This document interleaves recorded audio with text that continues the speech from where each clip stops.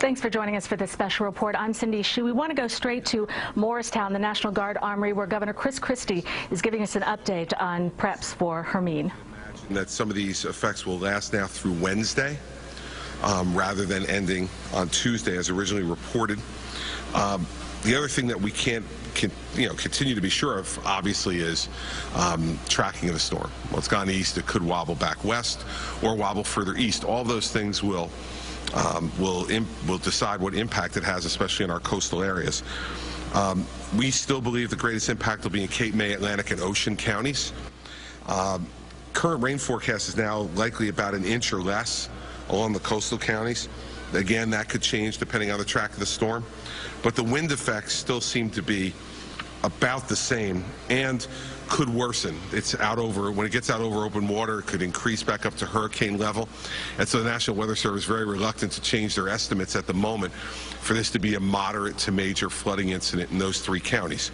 We're hoping that it'll continue to track east and that it won't elevate to the hurricane level, but again, our mode right now is sort of a wait and watch mode on watching the tracking of the storm. That will, more than most storms, really determine for us what the impact will be on the people of New Jersey and the rest of the region as it heads further north. We'll have some ocean and back bay flooding. It's expected to be moderate. The Delaware Bay, we expect it to be minor to moderate flooding. 1 to 3 feet of water on the ground or in the streets in normally dry areas.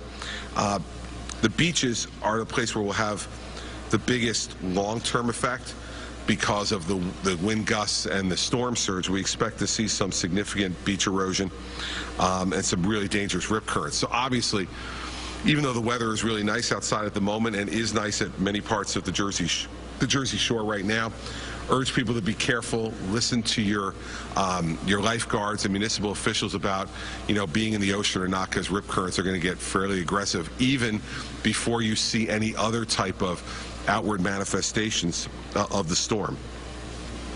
I've seen some reporting. I want to make this clear. This is certainly not Sandy, nowhere near that, and it's not even Jonas.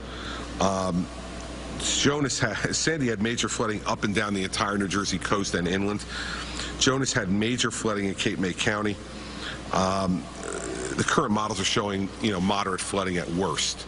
And so I want everybody to remain calm about that. I've seen some reporting about, comparing this somehow to Sandy levels.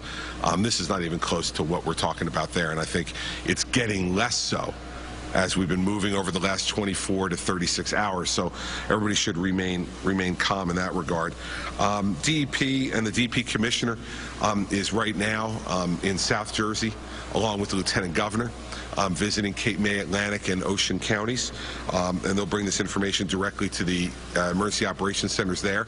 Emergency operations centers are open in those three counties. Sheltering is arranged if necessary.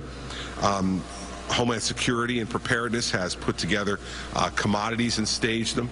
I want to be clear about why I signed the Declaration of Emergency. Because it's a holiday weekend, it would be more difficult to get National Guardsmen and women in without the Declaration of Emergency, because in this weekend they wouldn't be staffed nearly as high as they normally are on a normal weekend. And so the signing of the Declaration of Emergency was to give me the maximum amount of flexibility to respond to the storm as would be needed.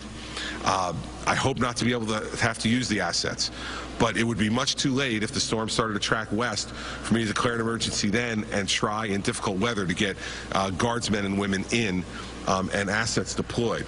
And so the Declaration of Emergency is more about preparedness than it is anything else, and giving me, as the person in charge, the maximum flexibility to be able to do what needs to be done. DOT is on the job, watching not only our mass transit systems but our roadways. There seems to be no problems at this moment, and quite frankly, for the major roadways in the state, we don't anticipate problems based upon the current tracking.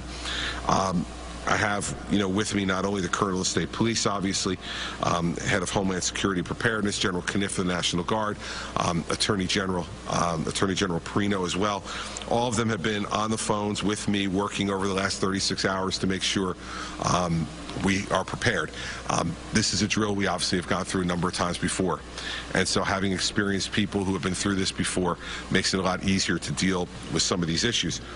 What I'd say to folks is, please keep an eye and an ear on your local news broadcasts, who will continue to update you, and we will continue to update if circumstances change.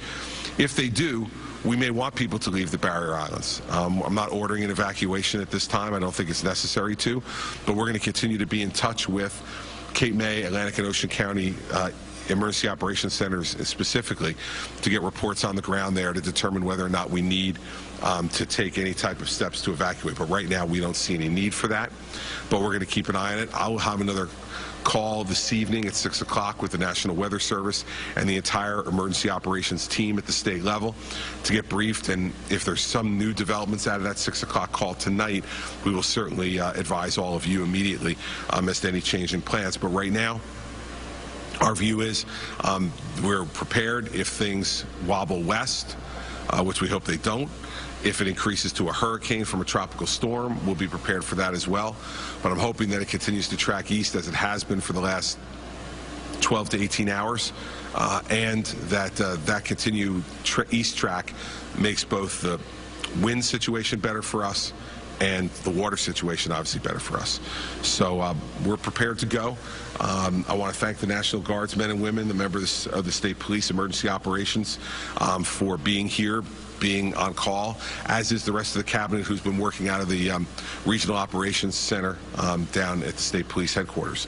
So we're on the job, and we're watching how things are going. I'll be here and for the rest of the day and tomorrow, and we'll just continue to monitor the situation and try to keep you as well advised as possible. The biggest thing today is for people not to be lulled by the nice weather that nothing's going to happen. Something's going to happen.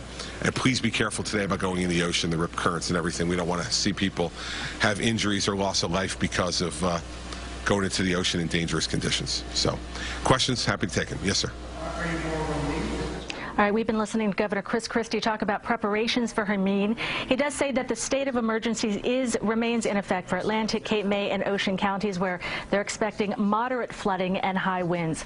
You've been listening to a special report. For more updates on the storm, you can always go to cbsnewyork.com and WLNYTV.com. I'm Cindy Shi. The news will be back tonight at 6:30. Have a great afternoon. From CBS 2 and WLNY.